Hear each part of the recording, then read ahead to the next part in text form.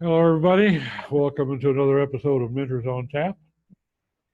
Because we are so well prepared, we're just going to kind of wing it tonight.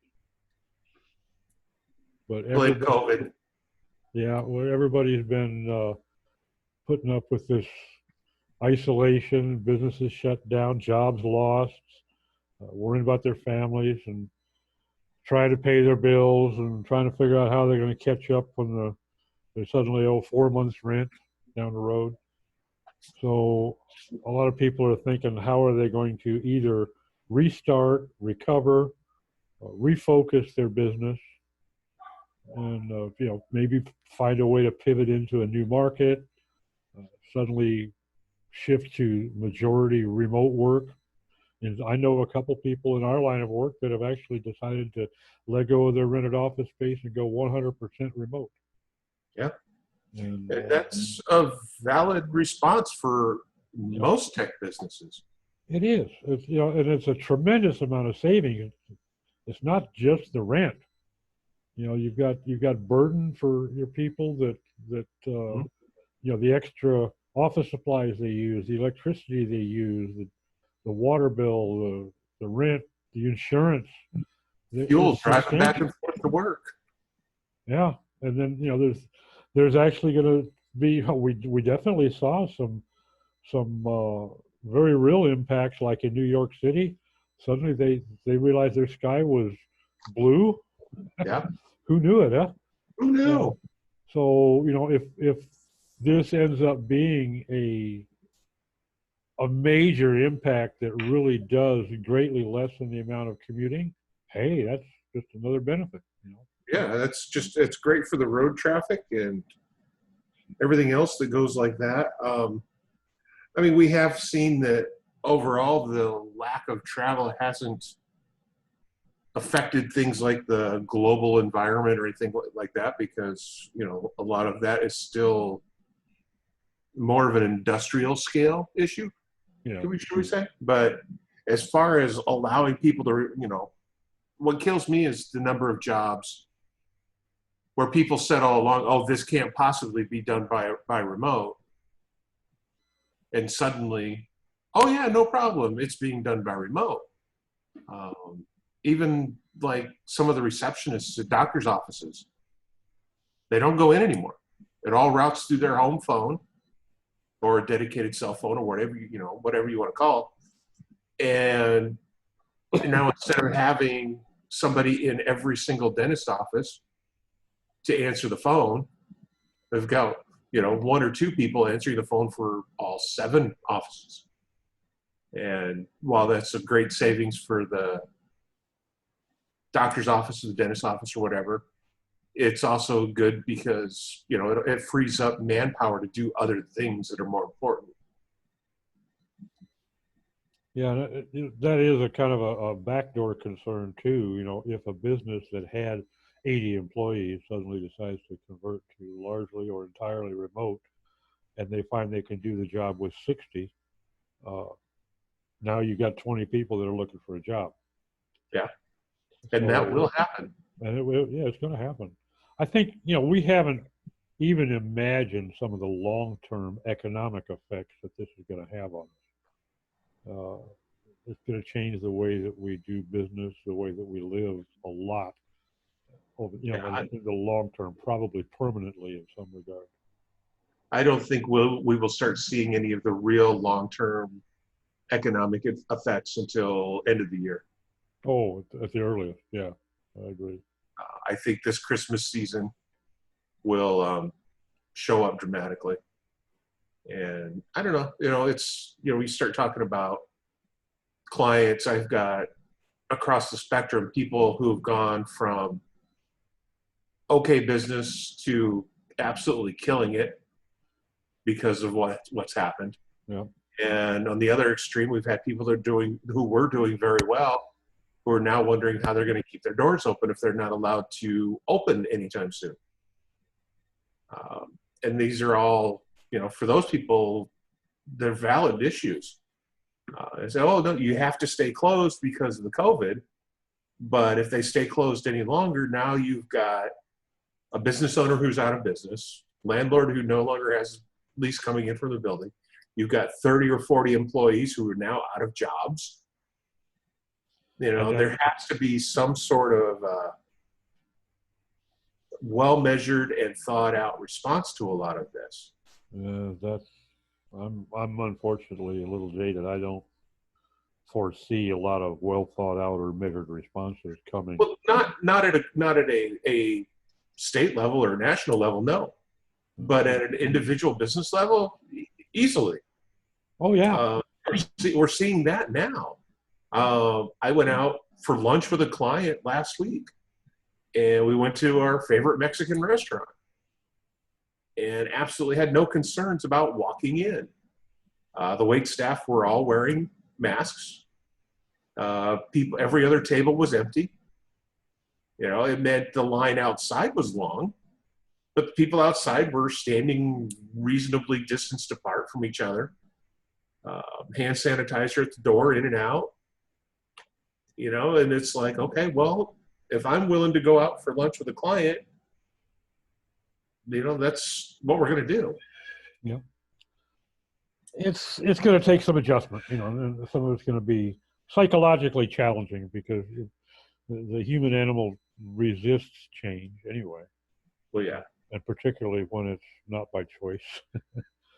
You know, look at the people that are belly aching about how their constitutional rights are being trampled because they're being asked to wear a mask to go into private property. Yeah, they could kind of get stuffed. Has none of them seen the sign on the door that says "No shirt, no shoes, no service"? Yeah.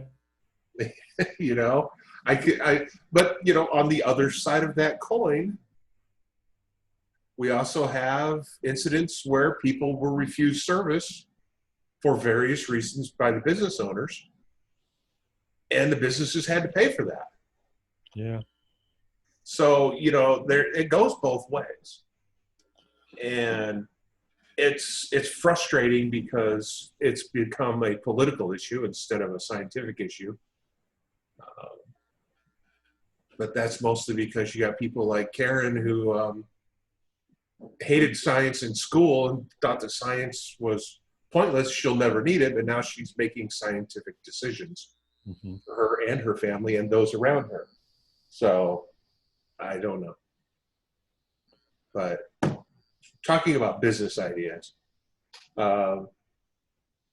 what are some things you've seen that have allowed businesses to stay open or continue to work other than working remotely? What kinds of changes have you seen?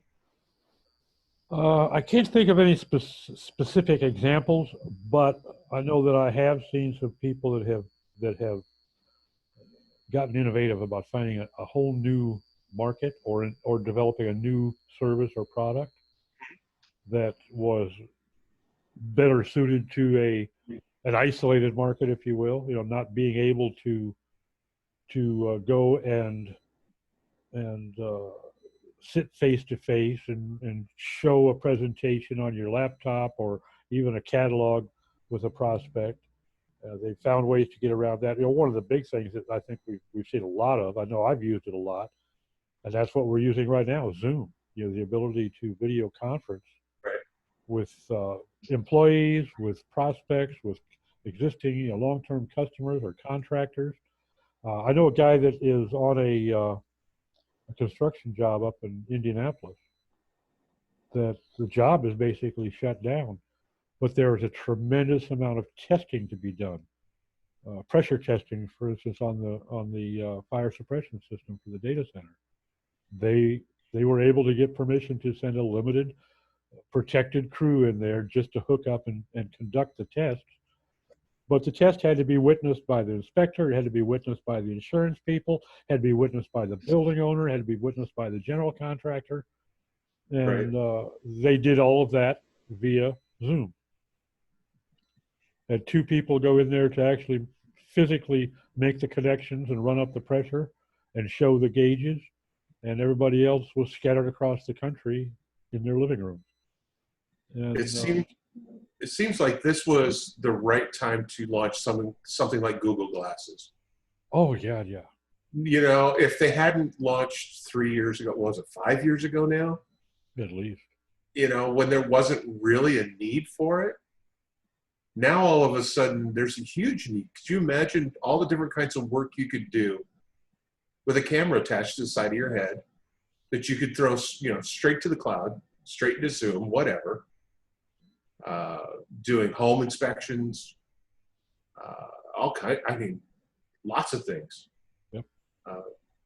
I know out here we're seeing a lot of our businesses out here are smaller mom and pop businesses where I live. We don't have a lot of chain stores other than Walmart, including things like pharmacies. Almost all of our pharmacies out here are one-offs. They're not part of a giant franchise. Matter of fact, the one that was part of a giant franchise actually failed and was taken over by a mom and pop operation. And we're seeing a lot of them have expanded and bought little smart cars. And they now do a lot of delivery. A lot of prescription meds are delivered because you can't, I mean, prescription medication delivery was not something that was even thought of as possible before all this. Yeah. Because of the regulations based on who can hand it to you. Yeah. And now since you can't go into the store, and who wants to go into a pharmacy full of sick people these days anyway? Exactly. You know, they've got, you know, all these little smart cars scootering all over town that are wrapped in each little pharmacy's information, and they're just out and about delivering meds all day, which is pretty cool. And we're seeing people change their business model entirely. I know more than a few people who have taken the business that they had and completely thrown it out the window and moved on to a different variation that they didn't think was possible, that's more one-on-one oriented, where they're not relying on a whole lot of people coming to them. They're going out to the individuals.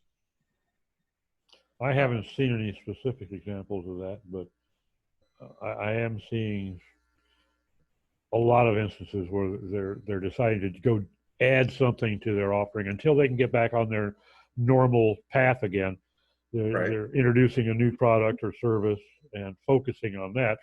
You know, like the restaurants that they can't open up in some areas, so they're opening up for takeout or they're delivering.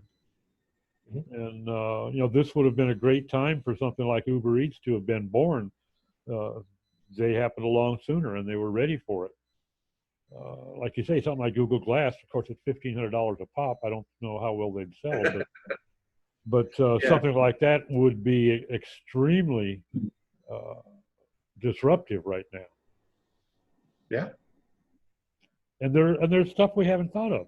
And, you know, some bright guy in Kansas or Miami is going to come up with a wonderful idea and become a millionaire in the next 4 or 5 days because he was the first one to come up with an idea and launch it. So it's going to be interesting to watch. It's going to be, you know, exciting and worrying because a lot of these businesses that are going to pop up are also going to be in need of some sort of regulation. You know, for instance, I can't walk into a liquor store. You know, a person can't walk into a liquor store and buy a bottle of whiskey without showing ID or satisfying the clerk that they're over 21. Right. But a 17-year-old Uber driver to stop by and pick it up for delivery and take it and drop it off to a 19-year-old at the front door without any repercussions unless somebody sets up some sort of regulation to control that, to protect against abuse on that. And the same could be true of prescription meds. You know, there's an awful lot of areas that need to have some attention. So there's going to be an awful lot of adjustments going to be necessary, you know, as these things pop up. And some of them will be a flash in the pan. Some of them will, you know, seem like a great idea. They'll last 6 weeks and fade, and others may take 2 years to really get off the ground. But we're going to see a lot of long-term changes, and I think for the most part, they're going to be good for the capitalist market, But like you say, the trickle down effects of what's happening, if I decide to close my business down and let go of my lease space and go totally remote, my landlord now has vacant space and a hell of a chore to try to find a tenant. Okay. My employees, some of my employees may be without a job. My insurance agent's taking a hit to his commission. The trickle down effects are tremendous in terms of tax base, in terms of services, in terms of employment, insurance. It's gonna create a major shift, and it's just so new, and I don't think there's any way for us to really Well, imagine all of the big effects.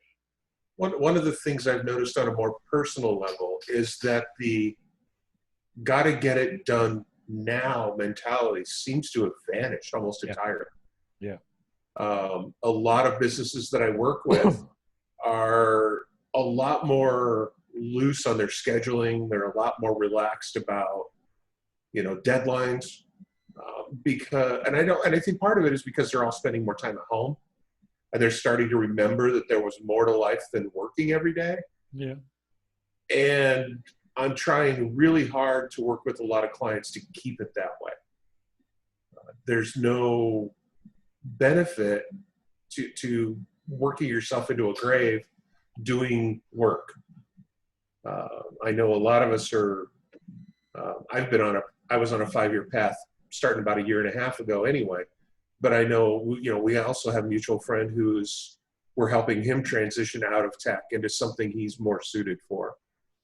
While he's really good at what he does, he's learned to hate it because of the deadlines and the stupid hours and the, oh my God, got to get it done yesterday kind of mentality has just absolutely crushed a lot of people, especially those of us in the technology sector, where deadlines were ridiculous and the demands were excessive. And a lot of people are finding out that you don't have to live with that on a daily basis. There's no point. There's no reason to.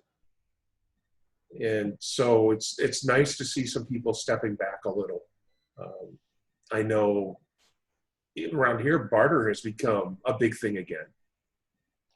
Yeah, I suspect that is going to be a widespread thing. Yeah. We're not pushing as many dollars back and forth across the table at each other, and instead say, well, recently I broke a trailer and had to have the hitch replaced, and took it over to my favorite professional welder because while I can weld, I certainly do not trust my welds to hold a trailer with a tractor on it. That would not be safe for me or anybody else coming down the road. So, I took it to him and, he welded it all up for me. And instead of cash, I'm making some stuff for him, and he took care of my problem. I'll make some stuff for him and everybody's happy. And, we might have done that anyway, but we're seeing that a lot more in a lot of places because people are making things again. Yeah. Well, and I think too, one of the things that I'm kind of encouraged by, I know for some people it has been frustrating to make the adjustment, but for instance, we have a lot of mutual friends that did work in an office, and all of a sudden they're at home all day with their kids. And if you've got a couple teenagers in the house, it can definitely drive you to drink in a short period of time. But Yep. they're spending some time with their families again. They're recognizing, that this kid is a little bit quicker on his feet than the other one, or this gal is pretty damn intelligent. That you haven't had the time to interact with them like you would have liked to, and now you have the time, and you're rediscovering your family a little bit. I suppose that in some households the divorce count may have gone up, but I think the parent child relationships have improved on a lot of fronts too. Yeah.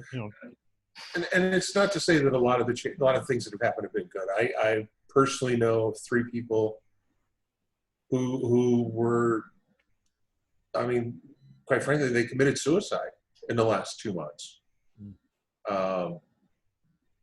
And I know more than a handful of divorces that have happened. And some of it's financial related. Some of it's because they're forced to spend 24 hours a day, 7 days a week with each other, because they've been quarantined or whatever reason. So, there has, while there are some good things coming out of this, there's an awful lot of not good things coming out of this as well. And I'm really hopeful that a lot of people are able to find ways to continue to improve without the day-to-day grind, I guess it would be.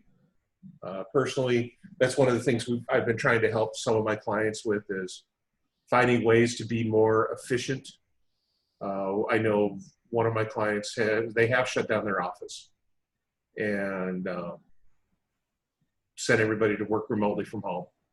And their solution to the issue was to they still get together once a week in the same spot. They all come together for about a 2-hour, 3-hour meeting where they all just kind of go over everything they're working on and what they expect to get done in the next week and what they need from the other people, because you're not standing there with them anymore. You can't just walk over to somebody's desk and say, hey, I need this.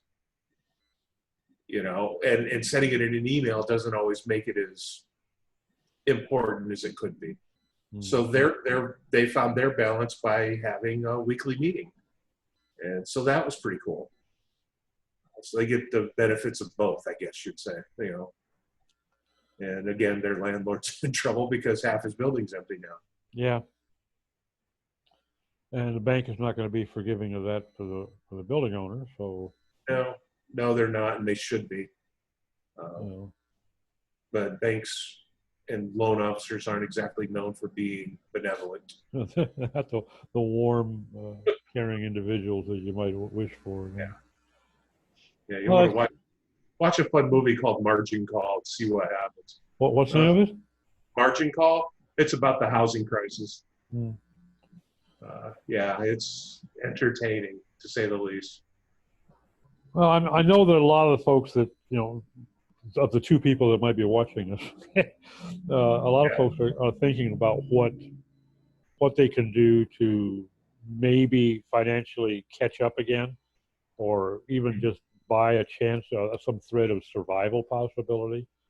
But, I would just encourage them, try to think outside the box. What skills do you have that are demonstrated? What resources do you have at your fingertips that could possibly be applied to something else that maybe there's a more immediate market for right now,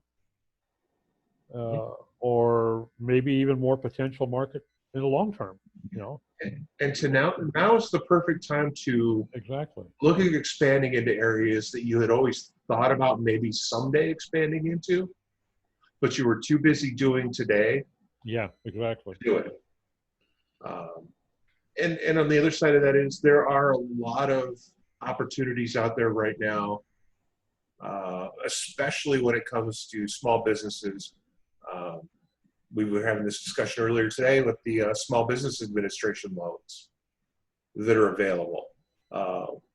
Super low interest rates, no payment for the first year kind of deal. And, you could grab 25 grand in a heartbeat, which is, $140 a month loan payment on the back end. But, maybe we were in the process of ramping up our other business when COVID hit. And so we're taking full advantage of the easy money at this point to go ahead and finish our build out, get the rest of the equipment we need so that we can hit the ground running as things recover, instead of trying to cash flow it and wait another year and a half before we can get open.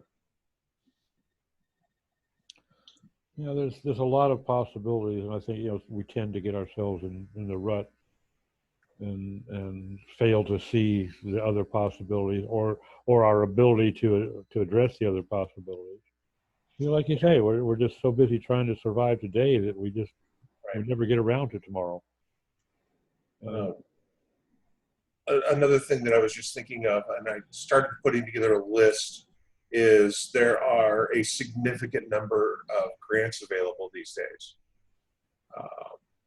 From Lowe's, who is offering small grants in the $1,000 to $10,000 range for businesses that need to do different things. And they tend to lean towards minority or women or veteran owned. So there's that. I even saw a grant that was specifically targeted to minority women with beauty salons. And who have been hard hit. Yeah, they've been incredibly hard hit. And several of the hair care product companies are putting together grants to help keep these beauty salons viable for however long they need to. Because, while yes, it's a wonderful thing, that's also not terribly not self-interest motivated, because, if all their customers go out of business, they're going out of business too. It's like I told somebody else, I have been waiving my monthly fee for several clients because I know that the situation they're in. And somebody made the comment that that was awfully noble of me to do that. It's like, well, okay, it may be, but the side benefit is if I can keep that customer alive for another 3 months to the point where they can start paying me again, that helps me too. And they will remember your kindness too. So you've got exactly. a much more loyal customer now in your fold. Right. So while it looks altruistic, it is somewhat self-motivated, and I'm fine with admitting that. I'm not all that great of a guy. I just look at things a little more long-term than other people do, because I know an awful lot of people in our industry that are firing people instantly. The moment they can't pay, they're gone. It's like, well, okay, I have a little different relationship with my clients than apparently they do.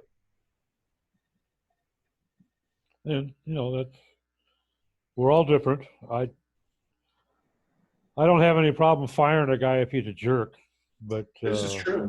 But just because the guy is on hard times, that's the last time that I would want to think about kicking him while he's down. Yeah. There are plenty of ways to fire bad customers too. Mm-hmm. I know we had this discussion in a jewelry forum just the last couple of weeks of, how do you fire problem clients and things like that. And it's a little easier when you're business to business than when you're business to consumer, because it's kind of hard to fire a consumer without getting into other issues. But if you're business to business and you want to fire somebody, my favorite way of doing that is raise the price. And you keep raising the price until they quit paying, or you no longer care that they're a problem customer. One or the other, bound to happen. Yeah. Well, one of those two things will happen.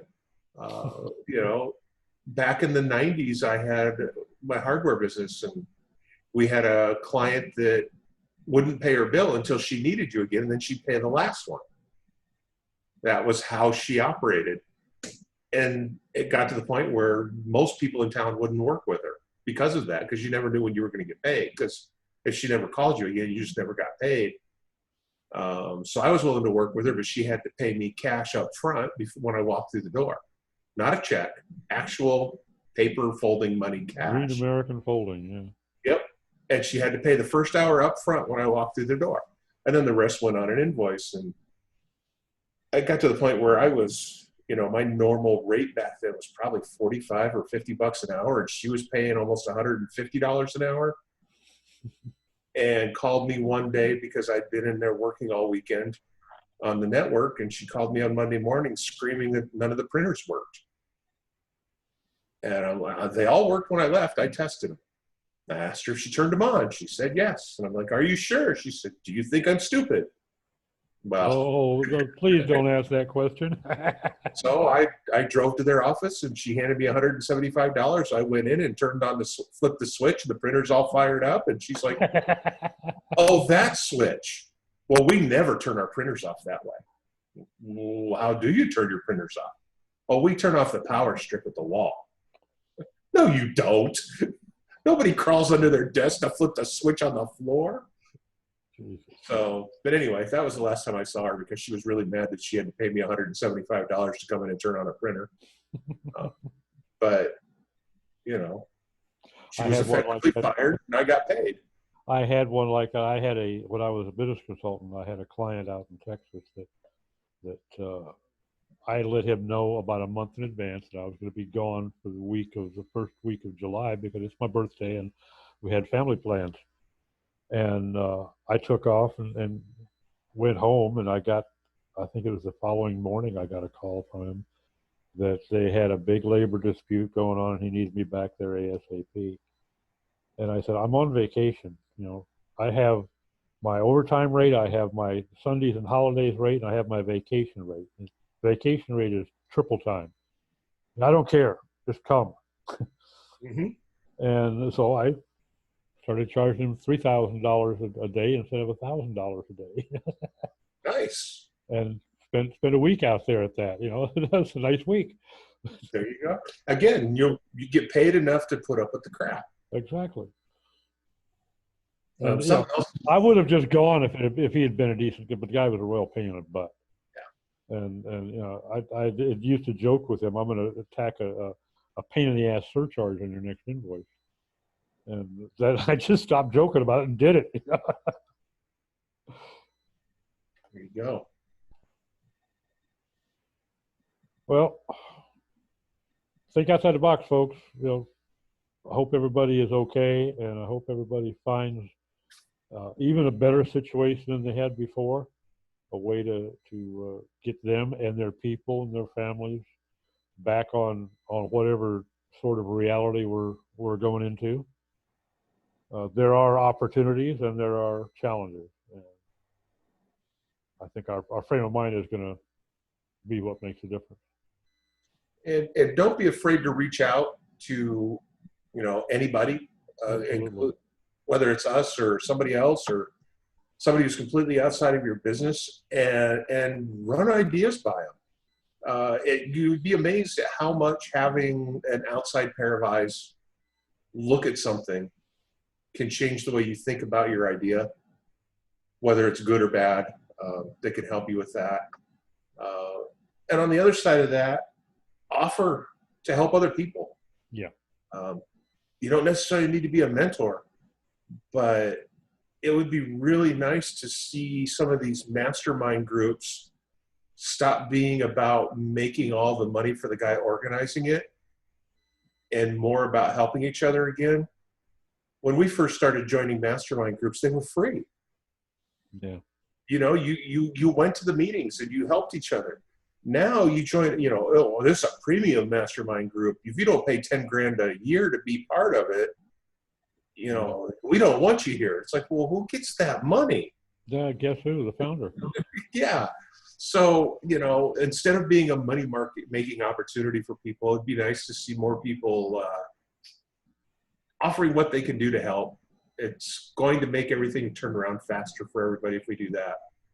And as always, Doc and I are always willing to chat with you, even if it's just for a few minutes, if you want to bounce an idea off of us, or if you need more consistent long-term help, we're 100% up for doing that. Yeah, between the two of us, there's an awful lot we can't admit to doing. Yeah, by all means, reach out to somebody, whether it's us or somebody else. Okay, well, thanks for being around, Steve. Thanks, whoever's watching this, for giving us your time. And go out there and make things better.